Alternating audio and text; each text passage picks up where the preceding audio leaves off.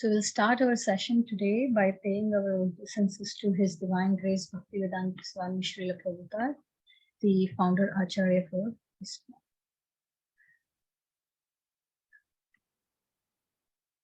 So we are in our journey for chapter 17, and the title of the chapter is the divisions of faith.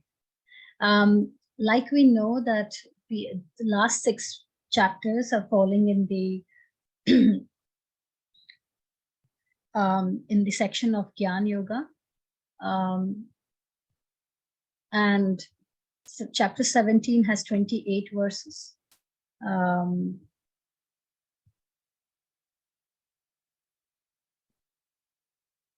And these verses will cover the 28 verses. We'll try to cover the chapter today. So divisions of faith, right? So chapter 16, we saw how there are 2 classes of people, right? The demoniac and the divine. Right? And we learned that those who follow the scriptures, right, scriptural injunctions, are they have the faith in scriptures and they are considered as divine. Whereas we learned that the demonic entities, they are the one who do not follow the scriptures, right? They don't have faith in scriptures. Now, in this chapter, we'll see, Arjuna asks a question, the first shloka, that now Arjuna is asking, what if somebody, has faith, but not on scriptures, something else, right? And these category of people, of course, they don't fall between these two, right? So prior we learned that people who, have faith in scriptures are divine, who do not have faith in scriptures are demonic, right? Now, the question Arjuna is asking is, what if, somebody has the faith, but not on scriptures, something else? And we'll see what that something else is today, yeah? So first shloka is capturing Arjuna's inquiry about faith, people who are having faith, but not on scriptures, yeah, not based on scriptures. Following that, Krishna starts answering, yeah, that, it is actually, Krishna explains, it's the 3 modes that actually determines one's faith, and we'll go through, so modes we have learned, right, exclusively how, modes act on us, right? Now, same way, Krishna is saying here that the 3 modes actually also determine what kind of faith a person has, okay? And we'll see further to that, everything, Krishna gives several examples in 3 modes, like foods in 3 modes, sacrifices in 3 modes, austerity in 3 modes, and charity in 3 modes. So these are, how Krishna goes, so all the activities, they are performed in 3 modes, So, and in the conclusion, Krishna concludes that any sacrifice, done without faith in Supreme, then the result is impermanent. It's not Sat. Sat is eternal, right? We learned this word Sachitananda, right? So Sat means eternal. But Krishna in the end concludes that, Om Tat Sat, these 3 words, Om Tat Sat indicates Vishnu, yeah? And any of these activities above, like the sacrifice, austerity, charity, anything done without faith in Supreme, they are impermanent. They are asat. Asat means they are not permanent. They are temporary. Okay. So, so that kind of, clearly says us Arjuna's question, right? That what are those people who have faith but not in scriptures? Then it is, impermanent. Okay. So with that, we'll move on. Now in chapter 16, it was concluded that, one who does not follow the script principles laid down in scriptures are called asuras, right? Demonic. And one who follow faithfully are called daiva, or the demigods, right? We just mentioned that. Now, if one with faith follows some rules which are not mentioned in scriptural injunctions, what is his position? this doubt of Arjuna's is to be cleared by Krishna. Yeah, they have faith, some kind of faith, but not on scriptures, based on scriptures. Yeah. And in chapter 16, Krishna described us, right, two extremes: those who have faith, which are divine, and those who are faithless. In chapter 17, it focuses, he describes those who are in middle. They have one component, which is, the faith, but it is not based on scriptures. It's non-scriptural faith. Okay. So, so overall, what did we learn about divine? In 16th chapter, that divine people are those who, they study Vedic scriptures, right? And they are law abiders, right? Not law breakers. We learned that. And then they understand the real meaning of Vedas, right? The real purpose of Vedas, which is to know Krishna. And then, they have faith, right? So that's what we learned as well, right? So law abiding means they follow the Vedic scriptures, right? Okay. So now, again, just to be sure that we are clear on the concept here. So Vedic regulations, so Vedic, who follows the Vedic regulations are divine by nature, and they are faithful. Whereas Vedic regulations, which these people don't have faith, they are demonic. Okay, so this was from 16th chapter, right?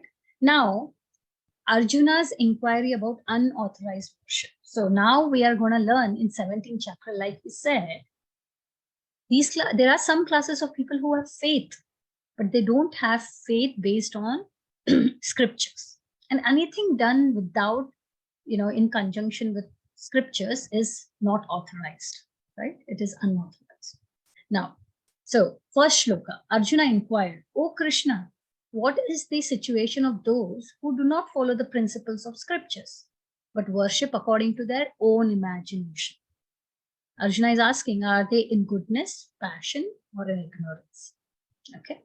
Now, in purport, Prabhupada has mentioned these kind of people are those who create some sort of God by selecting a human being and placing their faith in him, worshipping in goodness, passion, or ignorance.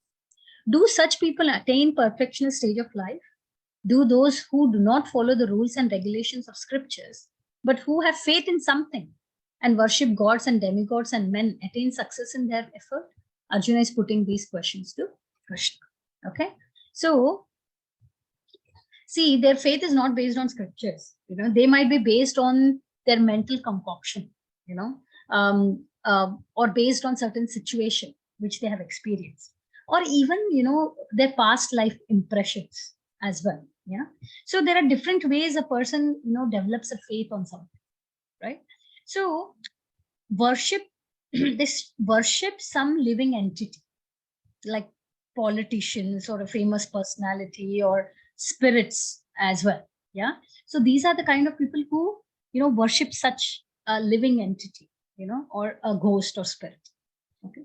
And if you ask why do they do this, most of the times we hear that they say, oh, someone told me, or this has been followed in my through my ancestors. That's why we are doing it. Even they don't know why they are doing it, but they're just doing it because it has been followed, right? They just it's like or some of them, oh, I feel nice about it, so I do it, right? There are various reasons they give. They don't bother to see if these regulations which they are following are as per scriptures, right? And Arjuna is asking, what is the condition of such people? What happens to such people? That's what is Arjuna's question. Yeah. So, and is there any progress? That's what Arjuna is asking. Is there any progress to them? Because we learned, where do divine people reach, right? What is their progression? And where do demonic people reach, right? In last chapter. But these set of people, is there any progression for them? That's what Arjuna is asking. So he's asking for us, right? So next slide, yeah, the modes determines one's faith and worship. This is what Krishna answers. Yeah. So maybe we can have Jyoti Mataji. Will you be able to read this? Hare Krishna Mataji. Yes. The mode's determination, one's faith and worship. Shri,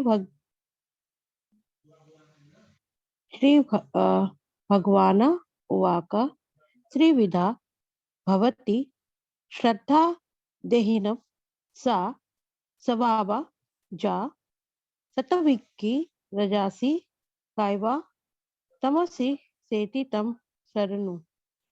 I can't see anything else. Yeah, sorry. My system is a bit slow today. Yeah, there you go. Okay, okay. Bhagavad Gita 17.2. The Supreme Personality of Godhead said, according to the modes of nature acquired by the embodied soul, one's faith can be of three kinds in goodness, in passion, or in ignorance. Now, hear about this. Bhagavad Gita 7. Sorry, it's gone. Screen. I can't see the screen.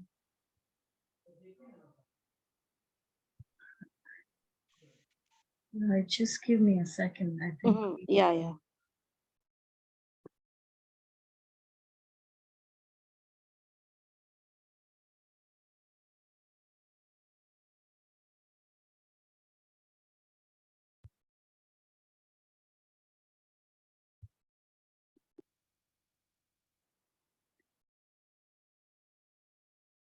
Can you see it now? Yes, yes, Mataji. Sorry. So, Bhagavad Gita 17.2 purport, the association of the living entity with the different modes of nature has been going on perpetually since the living entity is in contact with material nature. He acquires different types of mentality according to his association with the material modes. But this nature can be changed if one associates with a bona fide spiritual master and abides by his rules and the scriptures. Gradually, one can change his position from ignorance to godness or from passion to godness. Thank you. Thank you, Mataji. Thank you. Hare Krishna. So, what Krishna is answering now when Arjuna is asking that question? Krishna is saying that, according to the modes of nature acquired by the embodied soul, one's faith can be three kinds. Either one's faith can be in mode of goodness, mode of passion, or ignorance. And Krishna is going to explain this. See, just like everything in this world, right? We saw in the influence of modes. Everything in this world is influenced by three modes, right? Krishna states that even one's faith is also determined based on what kind of mode they are. Yeah. Prabhupada highlights this in the purport here, right? That this mode in which person is can be changed. That's what, yeah, Prabhupada is highlighting. But this nature can be changed, right? If one associates with a bona fide spiritual master and abides by the rules and scriptures. So, by association, if a person is a mode of passion person is associating with mode of goodness person, then there will be an upliftment, right? There can be a change. And we have learned about association, how strong it is, right? So modes determine our fate, right? And like I said, it's if we go further in this particular purport, um, yeah, further, let me just bring up the screen. Um, right. Oops. So the third shloka now, when Krishna has said further, I'm going to explain you this, right? Modes determines one's fate. How? So third verse, O son of Bharata, according to one's existence under the various modes of nature, one evolves a particular kind of fate. The living being is said to be of a particular faith according to the mode he has acquired. Right? Now, um, see, when we have learned that soul, it's the spirit, right? And it is covered with the gross and the subtle mode. Right? And we have learned that this, matter, right, overall, with bodies is they can be in different mode, right? It manifests the faith accordingly. If a body is influenced by goodness, then then the faith will be in the mode of goodness. Okay. For example, see, a particular process, is per Vedas. Yeah. A person in mode of ignorance will find it very difficult to do it. Rather, he, uh, the person will take whatever they can follow from Vedas and, make a way that, they don't have to follow the whole thing. And what he cannot follow in the process, he self inculcates a kind of process and they establish a process of their own, right? It's not easy, right? So what that means is that if a particular person is in, if we are in mode of ignorance, then, the faith is in ignorance. If a person is in mode of goodness, the faith is in goodness. It's just like, a bulb here, which we are showing. If a bulb is covered by a green cellophane tape paper, yeah, then the light emitted is green, right? Similarly, if it is, covered by a yellow, then the light emitted is yellow, right? And similarly, if red, then it is emitting red light, right? So similarly, the kind of body, the kind of mode the person is in, the faith is in that mode. That's what Krishna is saying. Yeah. And we'll further discuss this, right? So, and that's why since second chapter, we have just picked up this particular verse from second chapter. Traigunya Vishaya Veda, Nistraigunya Bhavajana, Nirdvando Nitya Sattvasto, Niryoga Kshema Atma. Right? The Vedas mainly deal with the subject of three modes. But what Krishna says to Arjuna, transcend these three modes. You have to learn to transcend, to be above the three modes. Because we know, so there is mode of ignorance, mode of passion, mode of goodness. And can somebody say what is above the mode of goodness? Or is there any mode above goodness? Pure goodness. Shuddha I cannot Sattva. hear. Pure goodness, Shuddha Yes. Sattva.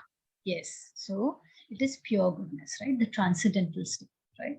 Shuddha Sattva.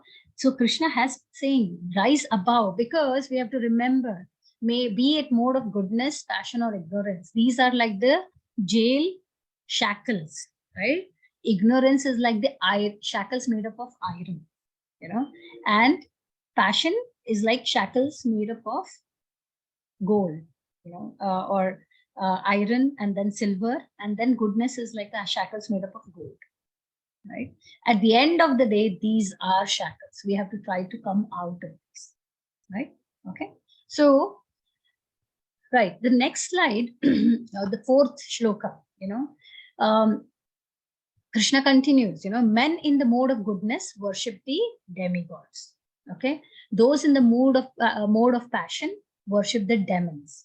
And those in the mode of ignorance worship ghosts and spirits. Okay. So Krishna is saying here that, see, if your faith is in pure goodness, yeah, if your faith is in pure goodness, then that means you're worshipping Supreme. You're clear that it's a Supreme God is personal. It's Krishna. Yeah. If your faith is in mode of goodness, then you worship demigods. If the faith is in mode of passion, you worship living entities. Yeah. And then if the faith is in ignorance, then you worship dead. Okay. Like bhutas, the ghosts, the spirits, all of that. Right. And so just moving, see, we see several followers in this world, right? So let me come up. So worship of Ganesha. Can you tell me what mode is this in, based on what we have learned so far? So worship of Ganesha. Mode of? Goodness. Correct. Yes. Because we are worshipping Deva, right? Right. Worshipping a living entity. It's in mode of? Passion.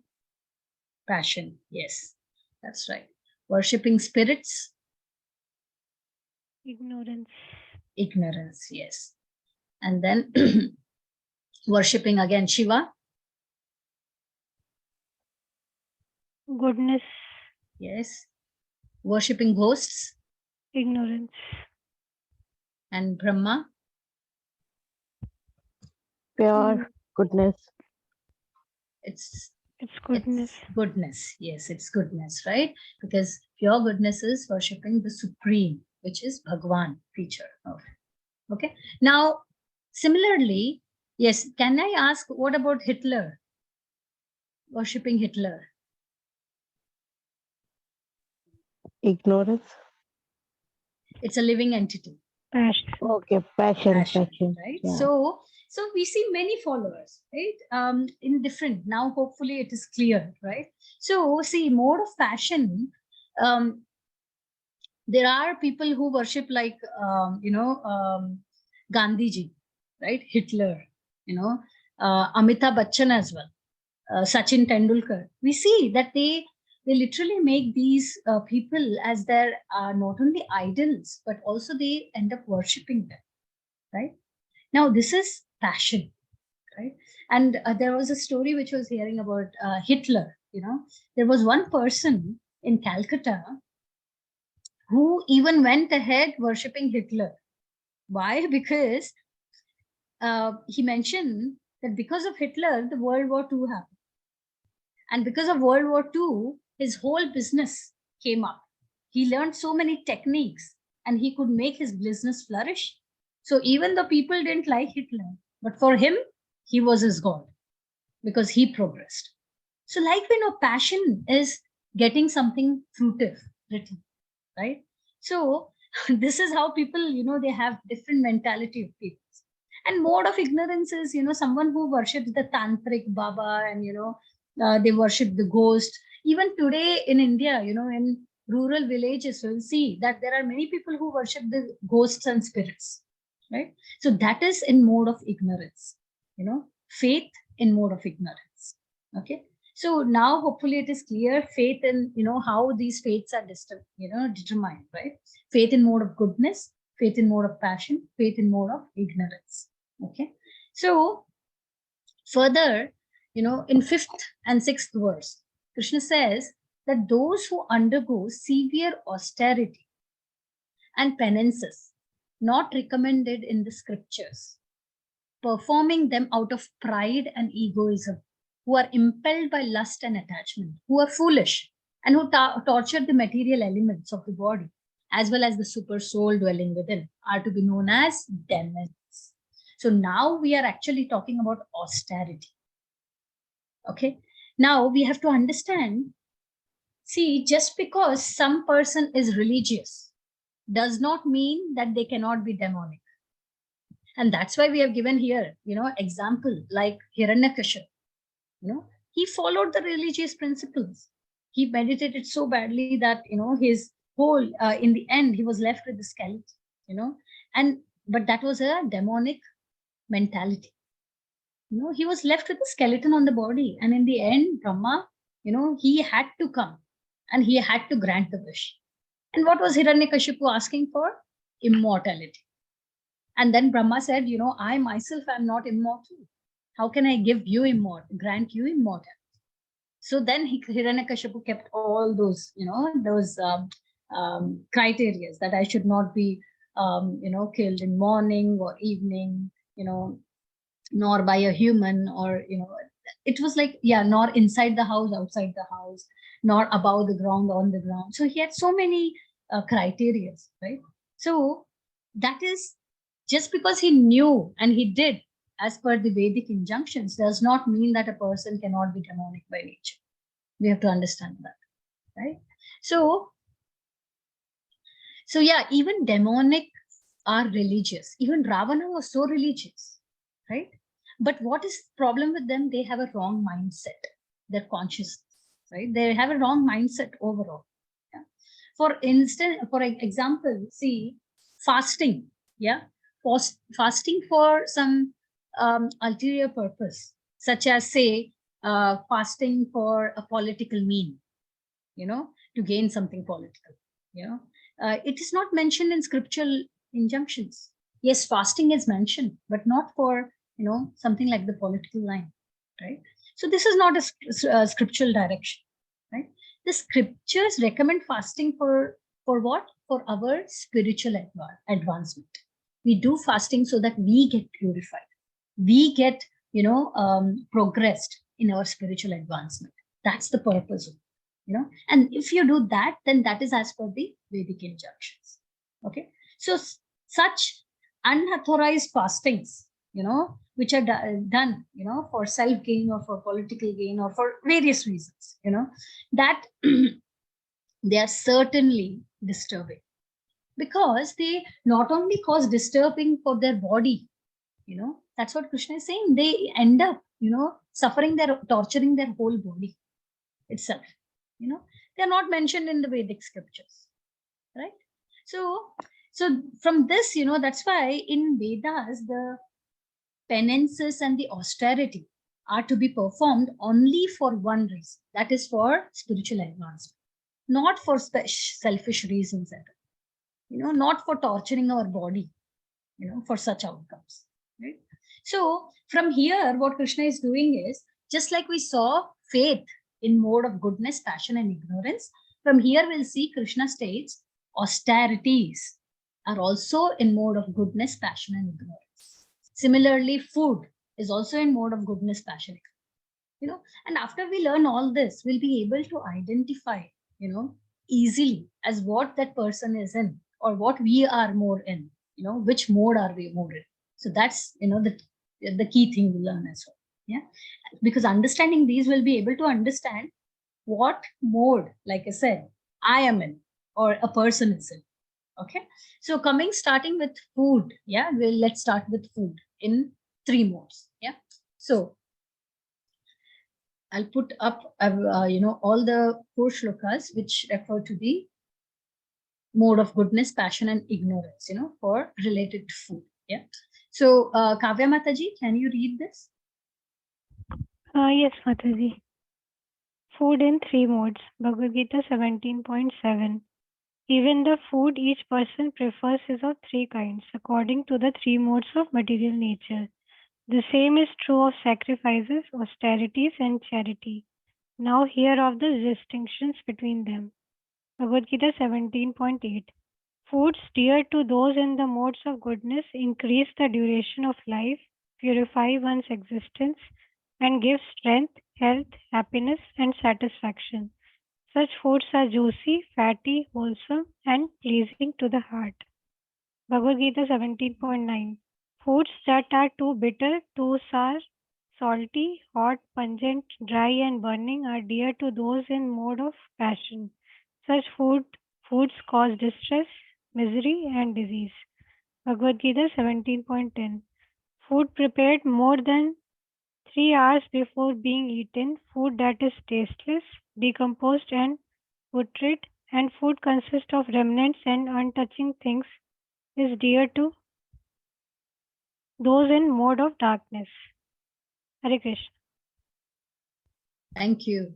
So see, even like Krishna says, that food each person eats, the kind of food, it can be categorized into 3 different kinds, which is so interesting, right? So what he's saying is, the kind of food a person likes is based on the mode the person is, which mode the person is, and similarly, along with food, something like charity done, austerity done, sacrifices done, these are also, determined based on the mode a person is in. Okay. Now, for example, 88th verse says, how is the mode of goodness? Food. Yeah. Actually, the purpose of food is what? To increase the duration of life, to keep us healthy, right? To purify our mind, right? To help our bodily and mental strength to grow, right? So that we can perform our spiritual practice better. So Krishna is clearly stating here that those in the mode of goodness, what kind of food they like? They like juicy, fatty, wholesome, and pleasing to heart. Yeah. So what does this have? What does it result in? It results in increase in duration of life, purifying their one's existence. It gives strength, not only physical but also mental health and strength, happiness and satisfied. You feel satisfied having such food, right? Now, and that's what we learned before also, that when we have, when we eat, this is mode of goodness, right? But I'll come maybe to that a bit later. But here, fatty does not mean, that meat product or food which gives us, extra, plump, right? It's actually food which gives us the required fat we need to maintain our body healthy, right? We need that component of fat in our body, right? And then comes the mode of passion. What kind of food do mode of passion people eat? They eat too bitter, too salty, sour, very hot, dry, it's burning in their mouth as well in their, stomach. These are the kind of food, mode of passion, a person in mode of passion likes, right? And what is the result? Like we saw in mode of goodness. So in mode of passion, the result is it causes distress to person, yeah, misery and disease. We see some people really eat very hot food, even while which we cannot eat, while eating also you are in distress because it's so hot, and after eating also because it impacts your health. It causes acidity, gas, all of that, right? Intestine distress, right? And also ulcers and all of that, right? So while eating such food also, it is a distress and misery, and in the end, the result is also such after it goes, right? And the food in ignorance, the results of the food of ignorance are exactly the opposite of sattvic food, which is the mode of goodness, right?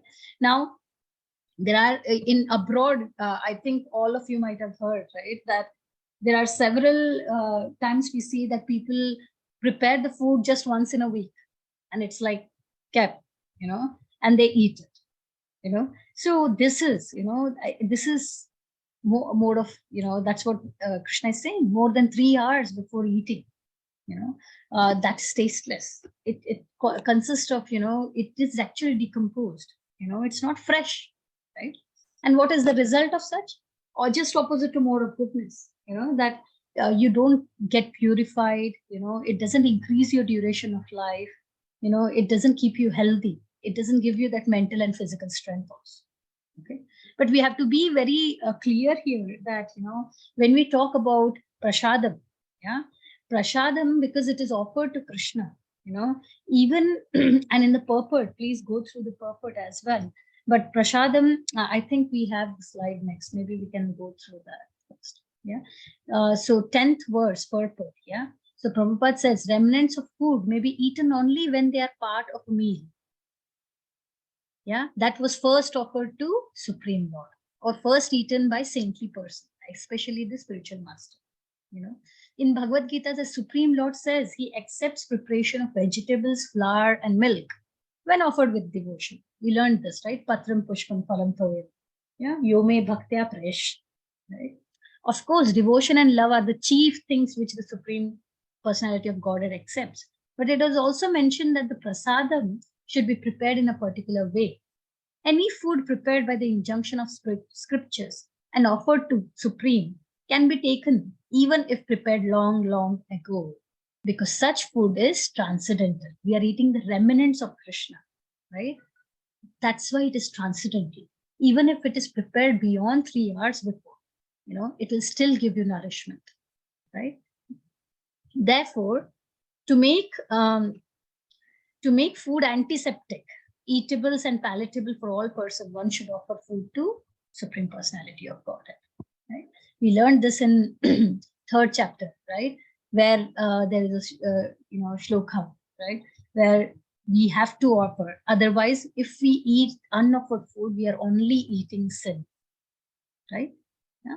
So it's 3.13 verse where it is importance of prasad is mentioned, right? It's mode of just like we learned, just being in the mode of goodness is not enough. We have to go above the mode of goodness. And prasad is above the mode of goodness, And we learned how before, by eating prasad, it has been, even scientifically seen that the brain cells, the brain tissues, they become finer, So that helps our brain development as well, right? So, and we see that, in this kind of food, because it is eaten, it is a remnant of Krishna, it doesn't get, it is transcendental. So it doesn't get, that putrefied, right? For example, Jagannath Puri Prasad. I don't know if any of you know, it's very famous, right? The rise of Jagannath Puri, we get from Jagannath Puri. It's so old. It's very old. But still we use those rice grains to break our fast during Ekadashi, But this does not mean that we only prepare food once in a week and store it. No, the purpose of food, we should always remember, it is to increase our duration of life and to purify us. And how can we get purified? By offering it to Krishna, right? Okay. So with that, we'll move on to the next. Now, after learning food, right, we will learn about sacrifice. How is sacrifice is also performed in 3 modes, and Krishna explains, those as well. So sacrifice in goodness, yeah. So Krishna explains that how is people in mode of goodness, sacrifice is performed. So performed according to directions of scriptures. They perform it as matter of their duty, yeah, and without any result back, right? That is performing the sacrifice in mode of goodness. Then comes sacrifice in mode of passion, right? It is performed. Why? Because we know passion is with a fruitive result back, right? That's why, so perform for some material benefit and for the sake of pride, and the sacrifice in ignorance is performed without, as the authorized scriptures, without regards for the direction of scriptures, and without distribution of prasadam, without chanting the Vedic hymns and remuneration to priest, and without faith. That's the key. Again, right? Krishna states here clearly that any sacrifice performed, basic thing, what we need is it should be based on scriptures. And at least to be in mode of goodness, we should perform it, without any gain back, without any expectation of having a gain back, with no returns, and performing it as a part of duty, right? So with that, and then see, ultimate motive why we want to perform as per scriptures or Vedas, because our ultimate motive is not to reach to Krishna, right? Sorry, to reach back to Krishna, right? And everything we are doing in sacrifice. So can somebody tell me, when we talk about sacrifice, is it we are just talking about fire sacrifice here?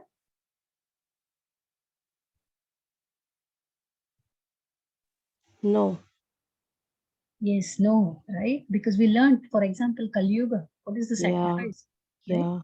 So in fourth Whatever, chapter, we learned, yes. what I heard till now and what I understand, like sacrifice, like don't show excitement. Excitement should be in the bhakti, and Yes. whatever situation we have to go accordingly. So Yeah. So everything we don't do, compare. Yeah. everything we do is thinking of the Yagnapati. Sacrifice means Yagna, right? Yagnapati, that is Krishna. That is in the Yes. mode of pure goodness, right? Right. See, for example, we also see that Krishna never encouraged something like this. In Bhagavatam, we see that Govardhan Leela, right? Now, Govardhan Leela, Krishna stopped all the Vrajvasis to perform a yagna for Indra specifically, right? We learned that if you water the root, then all parts of the plant will get nourished automatically, right? So if we water Yagnapati, that is Krishna, then it will no need to perform separate sacrifices. for demigods, right? Because performing for Krishna addresses all the needs, right? And in passion is also, see, in passion we have to understand, passion, sacrifices in passion is also as per scriptures. They follow scriptures, but it is done with a pride attitude, with a attitude to get a material benefit. Like some perform it, say, I want a son, a good wife, right? A good job, promotion, So it is done with a material benefit, for the sake of that pride to maintain that in the society. Right? And ignorance, people do it because of, like we learned. Sometimes they just do it, whether it is as per scriptures or not, just because, like they say that it is because their family culture, they have been doing it since ages, so they are just following it. Even though I myself don't have faith in it, there is no faith there. Faith is absent, but they just do it because it's been done since before, and it's not as per Vedas. So that's the sacrifice in ignorance. Okay. Now, moving further, now we'll learn about austerity in 3 modes. So we learned food in 3 modes. We learned sacrifices in 3 modes. Now we'll do austerity in 3 modes. And after austerity, we'll learn charity in 3 modes. Okay. So now austerity in 3 modes. Yeah. Now, when it comes to austerity, Krishna says it can be done in 3 levels. See, what is austerity actually? It's like a voluntary acceptance, voluntarily accepting pain for Krishna, for our spiritual growth. Okay, like we do fasting, Ekadashi, right? Voluntarily we are doing it so that we get purified, and we are taking that, getting up early in morning. It is so painful, right? If you ask others, it is definitely painful. But why are we doing it? We are following the regulative principles, right? 4 regulative principles. It's voluntarily accepting that. Then, why? Because we want to progress in our spiritual life, right? All these are difficult to perform. It is an austerity, right? Getting up early in morning, performing these fastings, it is austerity. So austerity can be performed at 3 levels. So one is at the level of body, right? Austerity of body, and austerity of speech, controlled, and then austerity of mind. Yeah. And can you tell me which is the most difficult level of all the 3? Mind, yes. It's the most subtle, right? And we have learned, right? So it is increasing, it's like in increasing manner. Easiest is austerity of body, then a kind of level up high of difficulty, which is austerity in speech. And then the highest, the most difficult is the austerity of mind. Okay. Now, Krishna explains in next verses, of each of these, like austerity of body. What does it consist of?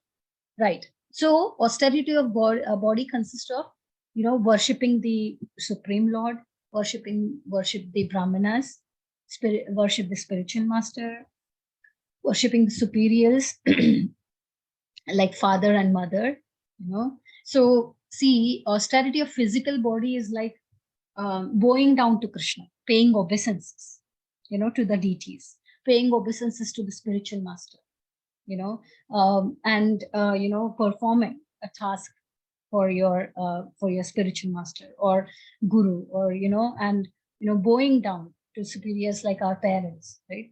In olden days, we used to we know that it was an Indian culture that kids every day in morning, as soon as they get up, they used to offer their pranams to their parents, right? To the deities of the home, to parents, right? So all these are under austerity of body. Okay. And the last one here is cleanliness, right? Not only externally clean, right? It's like making sure that when we hold of our beads, we are clean, right? Simplicity, it's like simple clothes, simple living, so that is also important. It's difficult. And celibacy and non-violence, right? Maintaining celibacy. That is also austerity of body, right? And non-violence, right? And similarly, austerity of speech, right? So making sure that we speak words that are truthful, that are pleasing to others, that are beneficial, right? And not a kind of speech which can agitate the others, and regularly reciting Vedic literature. Right? Having a check on what we speak, where we speak, to whom we speak, and what to speak, right? These are really crucial. Right? And nowadays we see that there are people who don't have control over their tongue. It's the most difficult sense to control, right? They speak anything, anywhere, anytime, so nothing is right, and sometimes we also face that, right? We speak something and then later we feel that, oh, I should have not spoken that. It's very normal, right? That austerity of speech, that's why it is higher grade than the body. You may undergo ekadashi, you may undergo, but when it comes to speak limited, speak right, speak pleasing to others, it's not easy, right? So austerity of speech is tough, right? So it's also become, I think, a fashion nowadays to speak. The person who speaks more gets more attention, so all that, baggage comes, to establish in society. People lie to sell their stuff, to sell themselves, to sell their thoughts, and it works. They change statements, based on people around. So speaking should be such that it has these characters which are mentioned here. We should speak based on Vedic scriptures, not on just assuming, I think it is this way. No assumption, no speech such that it hurts others, and that's why we have to have controlled speech. Okay. So similarly, now austerity of body is done, speech, and Krishna talks about austerity of mind, right? Now, austerity of mind, like we know, it is not an easy one, right? It's the most difficult. And what Krishna says is, being satisfied with what we have, that will help us to have, that is a character of austerity of mind, right? Being satisfied, adopting simplicity, being grave, having self-control, that will eventually, all this will purify one's existence, right? See, we have to be satisfied. I think the satisfaction is the key, right? So many times, why does our mind hanker? Because we are not satisfied with what we have, right? We contemplate, and we learn this whole cycle, dhyayato vishaya punsa, right? All starts with contemplation, right? Why? Because we are not satisfied with what we have. So being satisfied in what you have, it's the key.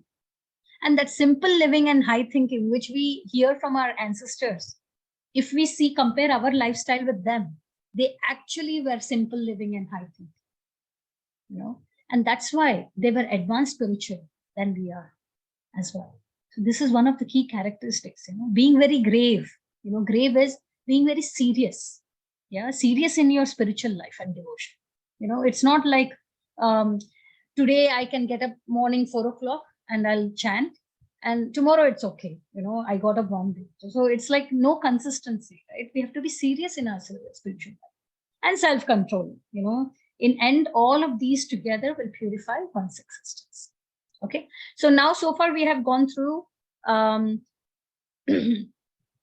food in 3 modes, faith in 3 modes, food in 3 modes, sacrifices in 3 modes, austerity in 3 modes. Yeah.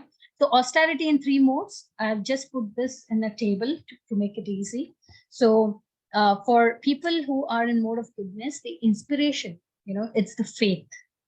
Yeah. That is the key, right? If our austerity is inspired by some faith, yeah, then it's in mode of goodness. If our austerity is inspired by prideness, then it is passion. Yeah. And if it is because of the, we are performing austerity because of something has been going on, we don't know, and it is not Vedic related, then it is out of foolishness. Yeah. And then similarly, purpose, right? So the purpose of is spiritual advancement. Purpose of doing that austerity is because we want to advance spiritually. We are not expecting any material gains back. Then that person is in mode of goodness. And if somebody is performing austerity to get material honor, society or friends or any honor, and being worshipped by people, then it is mode of passion. And if the purpose is to destroy others, then it is in mode of ignorance. Yeah. Similarly, the nature of austerity, of a person, it's stable if a person is in mode of goodness. And like I said, if you are, it is unstable if a person is, if it is non-stable and not permanent, then it is in mode of passion. Like just copying somebody, oh, this person gave 10,000 donation, so let me also give 20,000. Yeah, it's like to get that fame, name, pride, right? And that is the nature of passion. It is never going to be stable. They do it as competitiveness or as a return thought process, right? So it will never be stable. And then, austerity done for self-torture, which includes, that is in mode of ignorance. Yeah. So with that, we will move to charity, which is the last thing explained by Krishna in 3 modes. And charity, I think we can follow the table now easily. So if the charity is done as part of duty, yeah, then it is done in mode of goodness. If the charity is is done with the thought process or with an inspiration of material gain, then that charity is in mode of passion. Yeah. See, out of duty, for example, what it means is like helping somebody with a mindset, giving charity to somebody with a mindset that, this will purify me. It's not like I'm not thinking that it's my money and I'm doing a favor to somebody. No, we doing it with the thought process that it is ultimately going to purify me, my existence. That is in charity mode of goodness. But if I do a charity, thinking that if I do invest this, if I do charity to this organization, I will get the name and fame, I'll be recognized, I will get this in return, for material gain, that is a mode of passion. Yeah. And then returns expected. Yes, if you're doing it in mode of passion, you expect a return. And if you're doing it in mode of goodness, no, all you expect is to purify yourself. Yeah. And see, time, you will see here that place and time is also mentioned by Krishna. So right place and time is important. For example, time, let's say, proper time is important. There are some crucial time points where it is very auspicious to do charity. Like, for example, during eclipse, solar eclipse or lunar eclipse, it is said that it's very auspicious to do charity. And it is like after fasting also, they say it's very, good to do charity. So these are in mode of goodness, so time and place also matters. If you are doing a charity in pilgrimage place, it is considered very auspicious. Okay. And the person qualified, this is very important, because see, qualified means who does not utilize your charity which you're doing. They do not utilize that charity for wrong purpose, but rather to uplift themselves into spiritual cause. Charity to a drunkard is in mode of ignorance, because that charity is not used in a proper way, right? Whereas charity to brahmanas, yes, it is in mode of goodness, because they are going to use it for their spiritual advancement. Charity to brahmanas or vaishyas, right? So if we do charity in goodness, then it will help us to develop further in our spiritual life. Like we know, anything in goodness is like a launching pad for us to go to pure goodness, right? So, and the attitude, yeah. So see, people in mode of passion, sometimes they unwillingly do the charity. Like I said, this person has given 10,000 donation. I have to maintain the status quo, so I have to do 20,000. Let me do 20,000.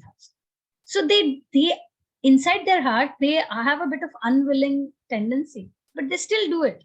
And what happens is they do it with a mindset of grudging, so that is in mode of passion. Whereas, say a person is walking on the street, he sees a beggar, and he decides not to give. But as he moves forward, he takes the money and throws to the beggar. This is charity, which is disrespect. So that comes under ignorance.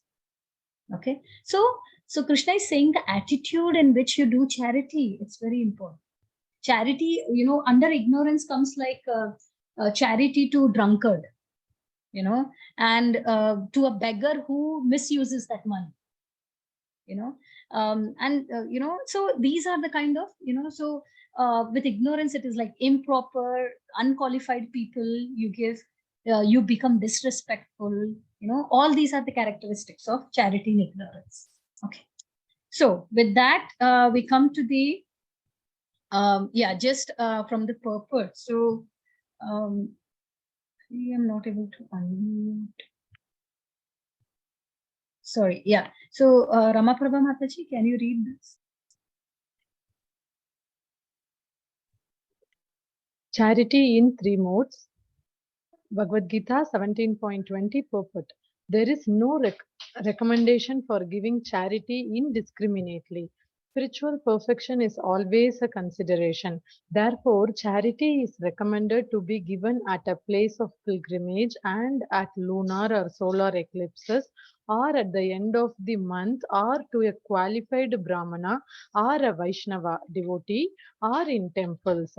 Such charity should be given without any consideration of return.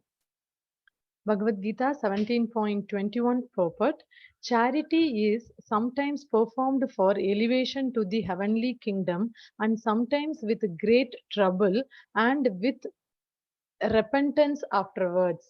Why have I spent so much in this way? There are many charitable foundations which offer their gifts to institution where sense gratification goes on. Such charities are not recommended in the Vedic scripture. Only charity in the mode of goodness is recommended. Hare Krishna. Thank you. So yeah, I think now we are clear with these purports, that how charity in passion versus goodness, and we have to do charity in goodness. Yeah, because see, Bhagavad Gita is so beautifully giving us a good understanding of, even, sometimes we think that, oh, I'm doing something really nice, I gave charity to this person, and we feel very, that I should only get good things back, right? But Bhagavad Gita is giving us an understanding that, you have to actually be very well aware as where your charity is also going, where your austerity is going, So it's just not that for the sake of it we give. No, that's not the mindset, right? It builds our mindset, this chapter actually, as how we should perform sacrifices, how we should perform austerities, how we should eat food, what kind of charity should be, right? So it is really, it gives us a good mindset.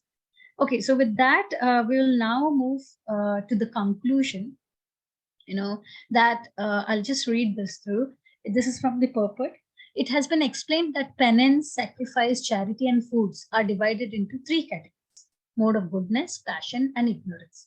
But whether first class, second class, or third class, they are all conditioned. Like we said, whether it is iron shackles, silver shackles, or gold, at the end of the day, these are shackles. So just continuing, contaminated by the modes of nature. Right? When they are aimed at the Supreme, Om Tat Sat, the Supreme Personality of Godhead, the Eternal, they become means for spiritual elevation. In scriptural injunctions, such an objective is indicated. These three words, Om Tat Sat, particularly indicate the absolute truth, the Supreme Personality of Godhead. In the Vedic hymns, the word Om is always found. Okay, so this section actually describes the right spirit we should have for performing each of these activities, be it food, penance, sacrifice, charity, anything, So whatever you perform, you have to perform it with the dedication for Supreme. That's the thing. Yeah. So, and so aim of all these 4 things should be for us to go back to Krishna. I'm doing this to go back to Krishna, for my spiritual advancement, for my purification. Yeah. Only then it will get us what we actually need. Yeah. So Krishna, before in 10th chapter, states that of all Vedas, I am Om, all syllables in the Vedas. I am Om, right? Like he says, of all sacrifices, I am Japa, right? So Yagnanam Japusmi. Similarly, of all the Vedic, hands, I am Om, he says. And we learned how Om is actually nothing but impersonal representation of Krishna. It's a sound, right? It's a sound interpretation. So representation of Krishna, right? Now that's what Krishna mentions here in the last verses. It gives us. Sorry, the title is wrong here, but yeah, the last 4 verses gives us good understanding of this. Om Tat Sat, right? So in 23rd verse, Krishna says, from the beginning of creation, the 3 words Om Tat Sat were used to indicate the supreme absolute truth. These 3 symbolic representations were used by Brahmanas while chanting the hymns of the Vedas and during sacrifices for the satisfaction of supreme. So Om Tat Sat. See, we have to just understand that all 3 refers to Lord Vishnu. Yeah, Krishna. Yeah. Do that activity such a way that it makes you reach back to Krishna. Yeah. And then see the purpose of reciting these 3 syllables, by Brahmanas also, like Krishna's mentioned, right? For Brahmanas also, what was the purpose to use these? We see there are so many mantras which starts from Om, right? We see it. So the purpose of Brahmanas using this sound representation was to please or to satisfy Krishna. Okay, so we have to understand the same thing, So 24th verse, therefore, transcendentalist undertaking performance of sacrifice, charity, penance in accordance with scriptural regulations begin always with Om to attain the supreme. Yeah, so it's an easy way to attain supreme, to please Krishna. Now, 25th verse, without desiring fruitive results, one should perform various kind of sacrifice, penance, and charity with the word Tat. See, Tat. I don't know if you have heard that Tattvam Asi is, Amsi is described in, by Vaishnavas. That is Tattvam Asi is you are his. Okay, that it means that we are part and parcel of Krishna. Tat means that activities we do is to attain the supreme. Only to attain the supreme, and to get off this material world. Okay, so, and that's what Krishna mentioned. The purpose of such transcendental activities is to get free from material entanglement. Okay, now 26th and 27th verse talk about Sat. Sat means we know eternal, right? The absolute truth is the objective of devotional service, and it is indicated by the word Sat. The performer of such sacrifice is also called as Sat. As all the works of sacrifice, penance, charity, which true to the absolute nature are performed only to please the Supreme Person. Om, O son of Pradha. Right? So Sat means eternal, and anything overall we do is for our spiritual advancement, to go back to Krishna. That's the baseline, for us to understand here. And any person, see, Krishna states that if we are not doing the Om Tat Sat activities, that is activities to go back to him, then you are doing Asat. Asat means Sat is eternal, permanent, and Asat is non-permanent or impermanent. Okay, so if we are not following that, then it is Asat. Okay, so in the translation it says that anything done as sacrifice, charity, or penance without faith in the Supreme, O son of Pratha, is impermanent. It is called Asat and useless both in this life and next. Okay, so the whole thing started with faith, right? Faith in 3 modes. So again, in the end, Krishna is saying without faith. See, faith is the first step in the 9 steps of devotional service. Shraddha is the first, right? So Shraddha, Sadhu Sang, Bhajan Kriya. Then as you go to the 9, right, the end is Prema, Bhava and Prema, right? So Shraddha is the first step for us to achieve to the ultimate step, which is that Prema for Krishna. Okay. So Asat, anything done, Asat means anything done without faith. It is not permanent. Yeah. And what is the result? Krishna is saying, if you don't have faith, then you are useless in this life as well as next. It's completely useless. No point. Okay. So yeah, we will conclude with this, final.